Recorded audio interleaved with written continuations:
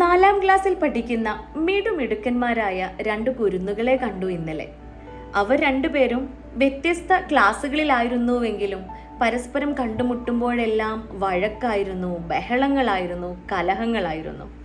അധ്യാപകർ ഇടപെട്ടു, കൂട്ടുകാർ ഇടപെട്ടു, പ്രിൻസിപ്പൽ ഇടപെട്ടു. ഒടുവിൽ രക്ഷിതാക്കളെ വിളിക്കേണ്ടി വന്നു. അപ്പോഴാണ് കാര്യം പിടികിട്ടിയത്. അവരുടെ മുതുമുത്തച്ഛന്മാർ പരസ്പരം ശത്രുക്കളായിരുന്നു പോലും.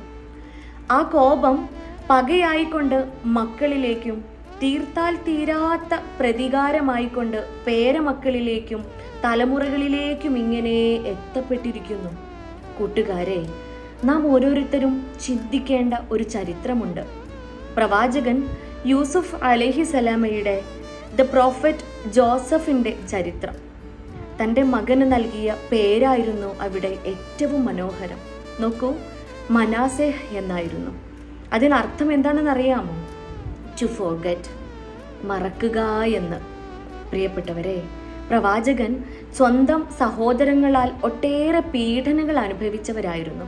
പക്ഷേ ആ വെറുപ്പ് പകയായിക്കൊണ്ടോ പ്രതികാരമായിക്കൊണ്ടോ തൻ്റെ മക്കളിലേക്കോ തലമുറകളിലേക്കോ എത്താതിരിക്കണമേ എന്ന വലിയ പ്രാർത്ഥനയായിരുന്നു, വലിയ ഉദ്ദേശമായിരുന്നു ആ നാമകരണത്തിനു പിന്നിൽ.